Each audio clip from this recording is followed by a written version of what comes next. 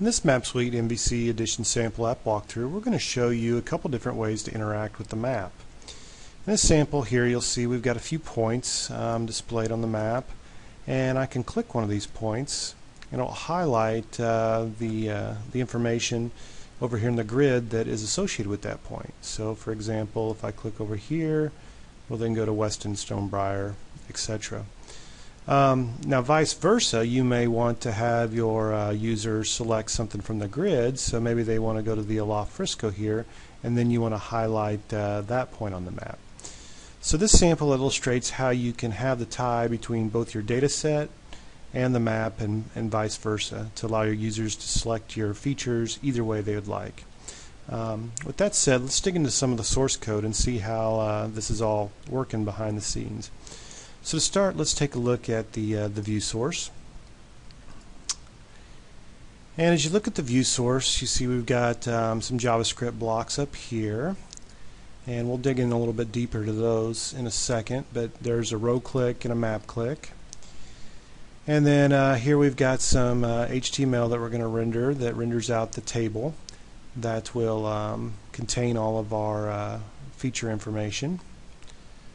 And down here is where we actually set up the maps. So in this example here, we're just doing our normal map setup, and with an extent around our points. And then we're using the World Map Kit as one overlay. And then we've got two layers we're adding to the dynamic overlay. One is our highlight layer, so when we click on the point, either on the grid or on the map, we want to highlight it. And then the actual shapefile feature layer that contains the points that we're rendering on the map.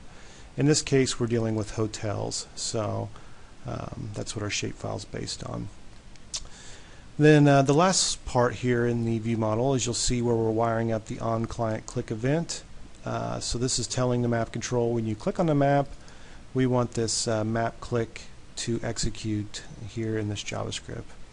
So let's go to the JavaScript next and see what happens when a user clicks on the map. So when a user clicks on the map, this JavaScript function right here is going to be called. And as you see, we've got we're calling the map1.ajax call action. And that's going to be doing an AJAX callback to the server. And what we're going to do is we're going to pass in some parameters to that call, such as we're going to tell it what controller we're looking for, what method inside that controller, and then the location where the user clicked. And then finally, we are going to return what we want to do once the server returns. So with that said, let's go back and take a look at now what happens on the server at this highlight point method. So to do that, we'll go here in the controller source.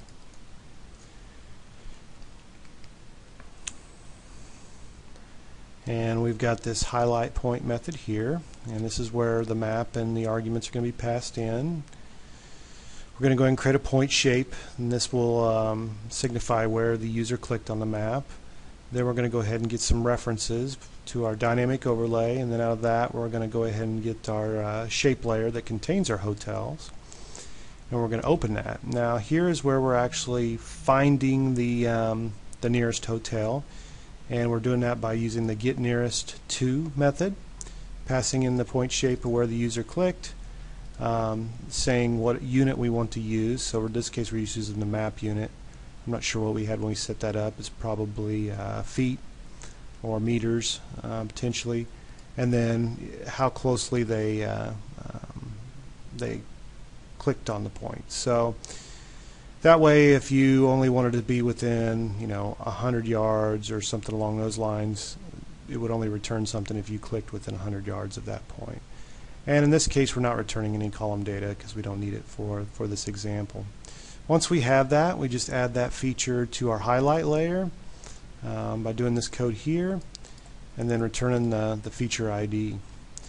At that point, it's going to go back over here to the client code.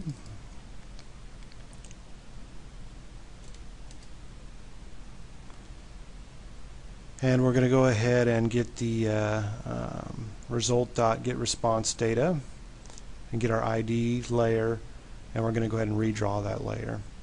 So this will redraw the part of the map and highlight that point, and then this right here, this section, will go through the grid and highlight the row with the color signifying what point the user selected. So that's going from the map to the grid. Now let's take a look at what happens when you go from the grid to the map. So in this case, you're going to be clicking on a row in the grid and you want to highlight a point on the map.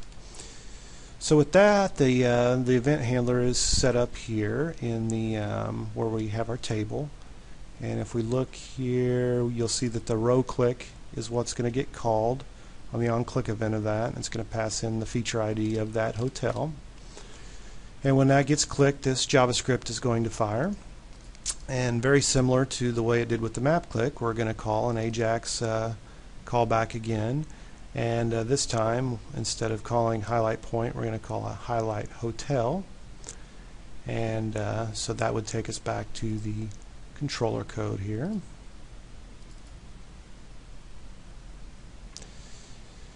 And with highlight hotel, we're going to do really just the opposite of what we did on the highlight point. So instead of having the actual point the user clicked, this time we're going to get the feature ID, because we know that from the grid. We're still going to get the overlay, a reference to that, and a reference to the shape layer containing our hotels. And once we open that layer, we're going to do call the method getFeatureById, passing that in, and that'll return the feature that is that corresponds with the row that the user clicked in the grid. And then finally, we're going to go ahead and add that to the highlight layer as well. And then once that returns, it would come back here again to the view source, and this is where the data would get updated on the client, both by getting a reference to the map and redrawing that dynamic overlay which contains our highlight layer, and then also looping through the HTML grid there and highlighting the proper row that the user clicked on.